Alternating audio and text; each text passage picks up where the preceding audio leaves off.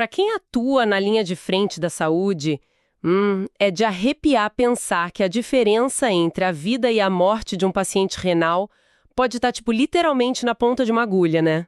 Uhum, na ponta de uma agulha e no som de um frêmito. Exatamente no som do frêmito. Todo mundo que já fez um plantão no domingo de madrugada conhece bem aquele suor frio. Nossa, nem me fale. Aquele momento de tensão, sabe? O paciente urêmico chega, a máquina de hemodiálise já está montada e o acesso vascular, a famosa fístula arteriovenosa, simplesmente não dá o retorno esperado. É o terror da enfermagem e da equipe médica. É a chamada linha da vida da hemodiálise. Mas por que será que ela ainda gera tanto receio, tanta ansiedade na hora da punção? Olha, essa tensão é o pão diário de quem vive a rotina hospitalar, viu? Porque lidar com a fístula caminhar numa linha extremamente tênue. Uhum. De um lado, tem aquele acesso perfeito que salva a vida do paciente por anos a fio. Do outro, um erro milimétrico, tipo uma falha boba de julgamento na hora de puncionar, e aí você cria uma complicação vascular irreversível. Exato. É uma engenharia biológica fascinante, mas que não perdoa erros. Não mesmo. E é justamente para tentar diminuir essa margem de erro que estamos aqui hoje. Sejam muito bem-vindos a mais uma análise clínica aprofundada da NP Conhecimento em Saúde. Muito bom estar aqui de novo. Este conteúdo foi desenhado com um alvo muito, mas muito específico, que são os médicos, enfermeiros, técnicos de enfermagem, dentistas, os fisioterapeutas e todos os profissionais que compõem essa engrenagem vital da saúde. Com certeza, é um esforço de equipe. E o objetivo hoje não é chover no molhado, tá? A ideia é trazer o que há de mais recente na literatura médica. Nós estamos falando de artigos e diretrizes de ponta, publicações agora de 2025 e 2026. Dados fresquinhos. Isso, para destrinchar de vez o manejo clínico da fístula arteriovenosa. A gente quer entender onde a técnica falha e, principalmente, onde a biologia do paciente sabota o acesso. E trazer essa base científica atualizada é o que nos tira daquele achismo de corredor, sabe? Total. Quando a gente analisa os levantamentos mais recentes focados nos fatores de risco, fica claro que desmistificar a fístula não é um preciosismo acadêmico. Não, de jeito nenhum. Garantir que aquele vaso suporte o fluxo da máquina sem entrar em colapso é o que vai ditar a morbidade, a qualidade de vida e até a sobrevida em longo prazo de quem depende da terapia renal. Ok, então vamos desvendar isso. Eu gosto muito de pensar nessa intervenção cirúrgica usando, a analogia de uma obra de engenharia de tráfego pesado. Ah, lá vem você com as analogias, mas manda ver. Não, mas pensa comigo. O cirurgião vascular pega uma ruazinha de bairro bem pacata, que seria a nossa veia cefálica, e faz uma conexão direta com uma rodovia de alta velocidade, tipo artéria radial ou a braquial. Perfeito. Uma mudança brutal de fluxo. Exato. O objetivo é que essa veia comece a receber um tráfego absurdamente violento de sangue. Só que a grande dúvida é, por que, mesmo sendo o padrão ouro indiscutível da nefrologia, esse processo de asfaltamento da veia, que a gente chama clinicamente de maturação, dá tanta dor de cabeça na prática? A engenharia de tráfego é uma excelente forma de visualizar o problema. De verdade. A fístula é o padrão ouro, porque, ao olharmos os dados de longo prazo, a superioridade em relação aos catéteres venosos centrais é brutal. É gritante a diferença, né? Sim. O catéter central resolve a urgência. Resolve. Mas, pensa bem, ele é um corpo estranho pendurado lá no átrio do paciente. Que perigo! Ele cria um biofilme bacteriano que é basicamente um convite aberto para infecções sistêmicas, bacteremias graves, endocardites. Sem contar o risco de trombose, né? Exato. O risco altíssimo de trombose central.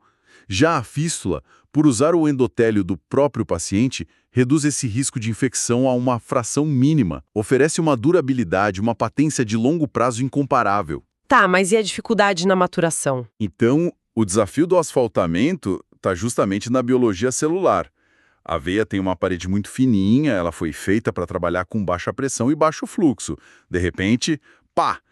Ela recebe um impacto direto da pressão sistólica. E o corpo precisa de um tempo para lidar com isso. Pelos protocolos atuais, a gente sabe que a maturação leva ali entre 8 a 12 semanas. Isso no cenário ideal. Podendo se arrastar por até uns 4 meses em pacientes com doença vascular periférica ou um diabetes descompensado, por exemplo. Bem lembrado. Mas o que exatamente o corpo está fazendo durante essas 12 semanas? Porque a impressão que dá é que a equipe fica lá só esperando a veia inchar, sabe? Mas tem uma verdadeira tempestade fisiológica acontecendo ali dentro, certo? Com certeza. O que é fascinante aqui é o mecanismo celular de resposta ao estresse. Olha só, quando o cirurgião solta o clamp e o sangue arterial invade a veia, o endotélio venoso sofre o que chamamos de shear stress, ou estresse de cisalhamento. O atrito puro do sangue, né? Exato. A força mecânica daquele sangue batendo contra as células da parede venosa ativa uma cascata de sinalização que é impressionante. As células começam a liberar óxido nítrico, que promove uma vasodilatação inicial. Ah, entendi. Em seguida, fatores de crescimento entram em cena, forçando as células musculares lisas da túnica média a proliferar. O vaso literalmente engrossa. O diâmetro interno dilata muito para acomodar todo esse volume. Nossa, uma adaptação bem agressiva. Muito. E o objetivo final dessa tempestade celular toda é criar um vaso robusto o suficiente para fornecer e receber fluxos da máquina de diálise que passam dos 400 ou 500 mililitros por minuto, sem colapsar. Tá, então a veia finalmente engrossou, o corpo fez o trabalho dele e a rua virou uma rodovia, mas aí é que entra a equipe da linha de frente. Aí é que o bicho pega. Pois é, os artigos recentes batem muito na tecla de que a fase de ativação da fístula, tipo aquelas primeiras 5 a 10 punções, é o momento em que mais se perde o acesso. Infelizmente é verdade. Porque essa parede, que acabou de ser super reforçada pelo corpo, é tão vulnerável a um erro de punção da enfermagem. Porque, apesar de espessada, essa nova fístula ainda não está totalmente estabilizada. O tecido conjuntivo ao redor dela ainda está se reorganizando. A vulnerabilidade não é porque o vaso não aguenta a pressão de dentro. É de fora, então. Isso. A vulnerabilidade vem do trauma mecânico externo. Quando a agulha de diálise, que tem um calibre muito considerável, entra em cena, normalmente a gente começa com calibre 17 ou 18G para fístulas novas, ela perfura a parede e causa uma lesão. Uma lesão grande, né? Exato.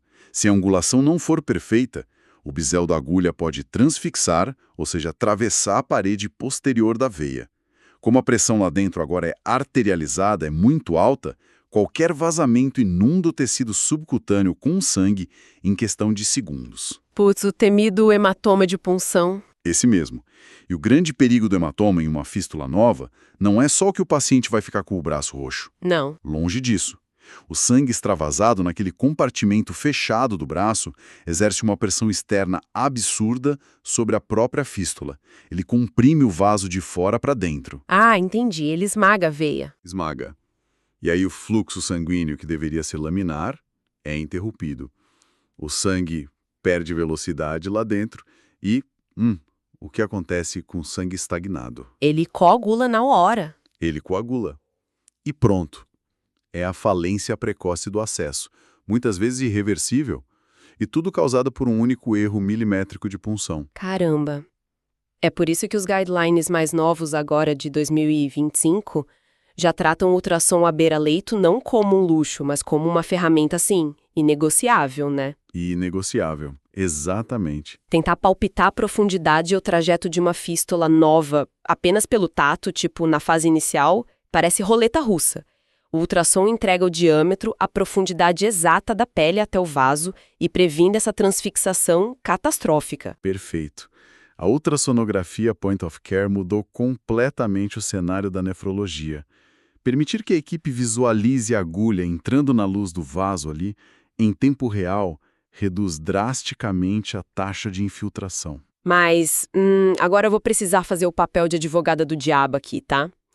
Trazendo a realidade nua e crua dos hospitais. Manda. O que acontece na prática? A gente sabe o desespero que é arrumar um acesso. Imagina a cena. Paciente precisando dialisar para ontem, toxinas lá no teto. A fístula foi feita há apenas umas 3 ou 4 semanas. Bem recente. Muito. A equipe sabe que passar um novo catéter central envolve risco imediato de pneumotórax, sangramento e tal. Vendo que a fístula nova já tem um frêmito razoável, por que não assumir o risco e usar a fístula logo de uma vez? Tipo, não é um risco calculado válido para fugir do catéter? Olha, eu entendo perfeitamente. É uma tentação enorme no plantão. O paciente está ali sofrendo, o catéter é super arriscado, mas os dados clínicos são contundentes e mostram que apressar a biologia é um erro terrível na esmagadora maioria das vezes. Sério? A conta não fecha mesmo. Não fecha. A ativação precoce forçada, antes de toda aquela cascata celular de espessamento que eu expliquei estar completa, resulta em taxas altíssimas de transfixação. E aí, adivinha, voltamos direto para o cenário de hematoma compressivo. Que é o fim da linha para o acesso. Pois é. Ao tentar salvar o paciente de usar um catéter temporário por mais algumas semaninhas, a equipe vai lá e destrói uma fístula que poderia durar 10 ou 15 anos. Clinicamente falando, a pressa na fístula cobra um preço altíssimo em patência. É perder o acesso definitivo por uma angústia temporária. Sim, a matemática a longo prazo não fecha de jeito nenhum. Um único plantão apressado pode custar anos de viabilidade vascular para aquela pessoa. Exatamente. E, antes da gente entrar na parte mais sombria dessa jornada, que é o que acontece quando o acesso estabelecido começa a falhar e as complicações reais aparecem, eu queria deixar um convite super rápido para a nossa audiência.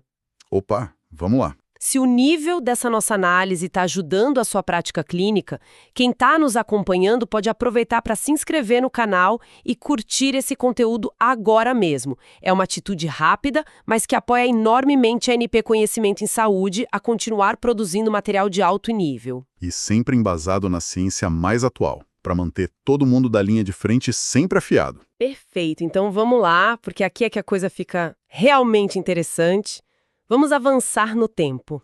Digamos que a fístula maturou perfeitamente. Certo, cenário ideal. Isso, frêmito, aquela vibração contínua e pulsátil que a gente sente colocando os dedos sobre o vaso, que o pessoal também chama de trio, né? Isso, o trio que é a tradução tátil daquela turbulência do sangue passando da artéria para a veia. Exato. O frêmito tá lá, tá vigoroso, mas a literatura mostra que os problemas não acabam aí de jeito nenhum. Nos primeiros 30 dias de uso, os dados apontam taxas de hemorragia e trombose na casa dos 30% a 32%. É um número bem alto. É altíssimo. E quando a gente olha para a sobrevida no longo prazo, a trombose domina, com 45% das complicações, seguida pelo surgimento daqueles aneurismas gigantes e super deformantes no braço. Uma complicação visualmente muito impactante, inclusive. Sim. A minha pergunta central é: o quanto dessas complicações cai na conta de erros humanos repetidos lá na clínica e o quanto é a própria biologia do paciente colapsando por dentro? Olha, se a gente conectar isso ao panorama geral da fisiopatologia, a gente vai ver que é, na verdade, um ciclo vicioso onde a técnica inadequada engatilha a falha biológica. Ah, as duas coisas se misturam. Exato. Vamos olhar primeiro para o erro técnico na hora de furar.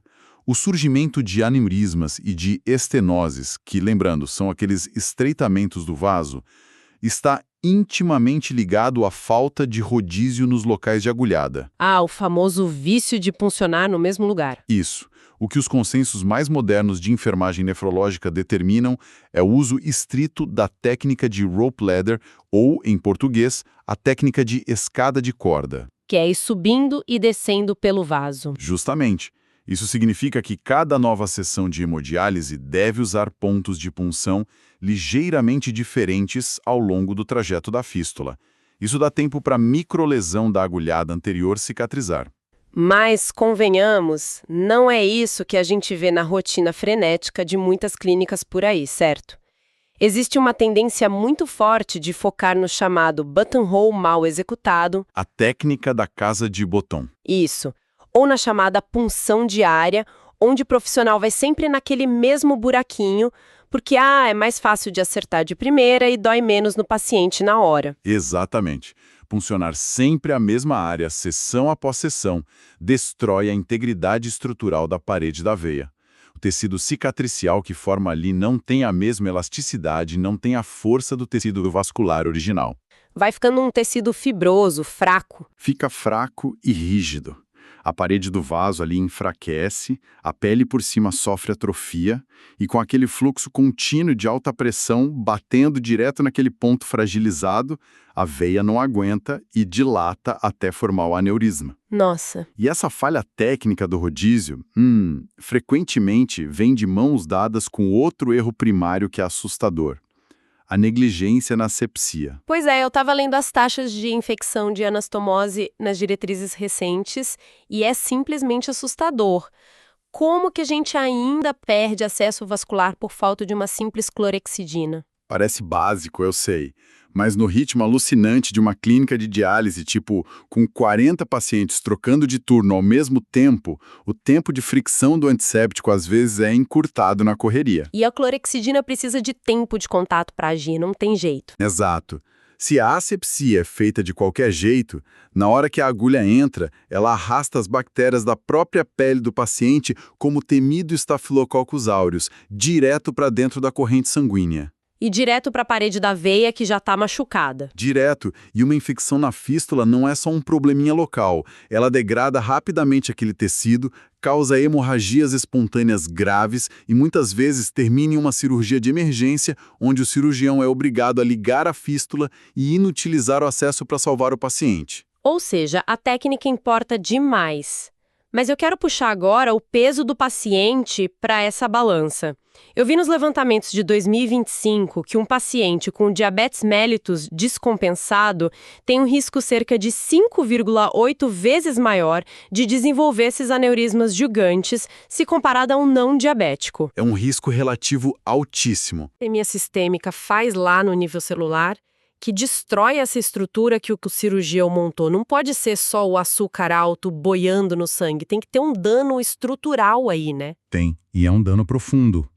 A hiperglicemia crônica leva à formação dos chamados AGEs, que são os produtos finais de glicação avançada. Glicação. Isso. O excesso de glicose no sangue acaba se ligando quimicamente às proteínas estruturais do corpo.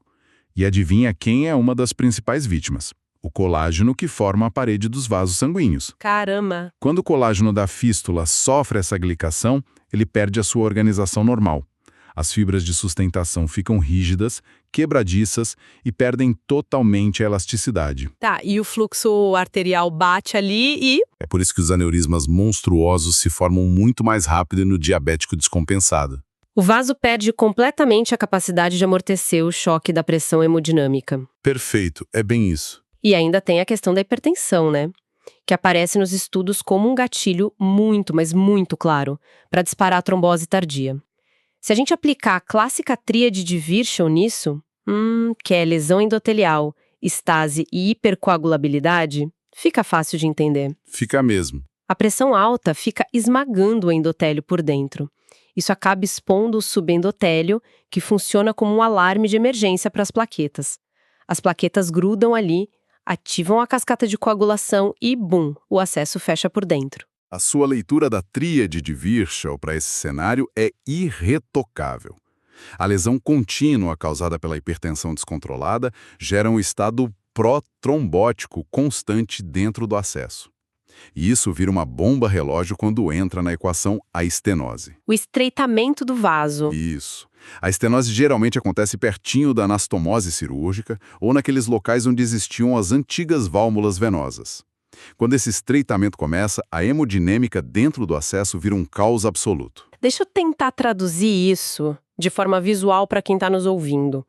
Seria exatamente, tipo dobrar ou estrangular uma mangueira de jardim que está ligada no máximo. Adoro a analogia da mangueira. É a melhor. Mas faz sentido, né? Ao dobrar a mangueira, a pressão da água imediatamente antes do bloqueio sobe para níveis extremos. Se a gente aplicar isso lá na fístula, a estenose cria um gargalo. O pedaço do vaso que vem logo antes da estenose, que muitas vezes já está todo machucado por falta de rodízio de punção, não aguenta essa pressão que ficou represada e dilata de vez, gerando o aneurisma. Exatamente. E logo depois do gargalo, ou se a mangueira entupir de vez, a água para. No caso da veia, esse sangue que perde aquela velocidade toda e estagna, ele coagula na mesma hora, resultando na trombose do acesso. É isso mesmo. É isso mesmo. A mecânica da mangueira ilustra perfeitamente a física de fluidos envolvida. O fluxo laminar é destruído ali. E vale lembrar que, diferente da água da mangueira, o sangue é um tecido vivo, né? Ele é programado para solidificar assim que o movimento para. É um instinto de sobrevivência do corpo que acaba matando a fístula. Exato. Quando ocorre essa oclusão por estenose não tratada, a trombose se estabelece de uma forma maciça. Nessas situações extremas, muitas vezes não basta tentar desentupir injetando heparina no acesso. Tem que ir para a cirurgia de resgate. O paciente frequentemente precisa de intervenção de urgência com a equipe da radiologia intervencionista. Eles têm que fazer uma angioplastia com balão lá dentro para tentar alargar a estenose e procedimentos de trombectomia para tentar salvar o acesso antes que seja tarde. Nossa, então, o que isso tudo significa para quem está lá no dia a dia na trincheira da clínica de diálise? Pelo que a gente destrinchou aqui, a alta hospitalar, depois da cirurgia da fístula, é só a linha de largada de uma maratona dificílima. Significa que a vigilância não permite folgas de jeito nenhum. A manutenção da fístula depende de todo mundo, de quem prescreve a diálise, de quem fura o paciente, de quem desconecta e, claro, do próprio paciente em casa. É uma rotina contínua. Total. A avaliação tátil e auditiva tem que ser rotina diária e sagrada. Tem que auscultar o sopro com o esteto, palpar o trio com os dedos, verificar se o frêmito, por exemplo, mudou de uma vibração contínua para um pulso mais forte e martelado. Que já seria um indicativo clínico de que tem uma estenose ali na frente represando o fluxo. Exato. E, fundamentalmente, reavaliar as práticas do pós-diálise, a hora de tirar a agulha. Esse é um ponto crucial, né? Como que uma hemostasia mal feita pode jogar meses de cuidado e o acesso inteiro no lixo. Olha, os consensos mais recentes são muito rigorosos quanto a isso. O sangramento pós-retirada da agulha precisa ser contido com pressão manual direta e super específica. Apenas com os dedos. Apenas com a ponta dos dedos fazendo a pressão exata em cima do orifício da pele e do vaso. Mas, e esse é o grande segredo, permitindo que o fluxo de sangue continue correndo lá por baixo dentro da fístula. Não pode amarrar o braço do paciente. De jeito nenhum. O uso daqueles garrotes muito apertados ao redor de todo o braço, ou daquelas bandagens elásticas super tracionadas, que a gente vê muito por aí, isso cria uma oclusão sistêmica. Você estanca o furo, mas paralisa o braço inteiro. Exatamente. Você estanca o sangramento do furo, mas para todo o fluxo de sangue na fístula. Aí o paciente vai para casa com aquele garrote super apertado, horas depois ele tira e descobre que a fístula trombosou todinha, porque o sangue ficou completamente parado. Putz, é um cuidado quase artesanal e extremamente delicado. Você não pode apertar de menos se não sangra muito e não pode garrotear o membro inteiro sob pena de induzir uma estase trombótica fatal para a fístula. É a linha tênue que eu comentei lá no início. É verdade. Entender a biologia celular do shear stress, a física de fluidos por trás dos aneurismas e o impacto severo do diabetes e da hipertensão mostra que a equipe precisa operar no mais alto nível técnico a cada sessão. Foi uma análise realmente profunda dessa nossa rodovia de alto fluxo. Com certeza. E para nossa audiência, o convite fica aberto para mergulharem nos outros conteúdos e análises clínicas da NP Conhecimento em Saúde, porque no final das contas, manter essa lâmina de conhecimento afiada é o que diferencia o cuidado mecânico da excelência médica real. Falou tudo. E já que hoje a gente analisou profundamente toda essa mecânica vascular, a reologia do sangue e a fisiopatologia do acesso, eu gostaria de deixar um último ponto para reflexão, saindo um pouquinho desses protocolos rigorosos. Claro, fica à vontade. É que nós, como profissionais, geralmente lidamos com o frêmito apenas como um dado de prontuário, né? Como um indicativo mecânico de sucesso. Mas imaginem por um segundo o peso psicológico para o paciente. É pesado. Viver 24 horas por dia com um vaso latejante, vibrando sobre a pele, muitas vezes deformado por aqueles aneurismas gigantes no antebraço, a fístula é um lembrete físico, visível e audível, em cada minuto de silêncio antes de dormir, de que a vida daquela pessoa depende de uma máquina 3 vezes por semana. Nossa, é muito forte pensar por esse lado. Fica essa reflexão para todos nós que estamos na linha de frente. Até que ponto a gente está cuidando apenas dos calibres, agulhas e fluxos da fístula e o quanto estamos verdadeiramente prestando atenção no ser humano que carrega essa linha da vida.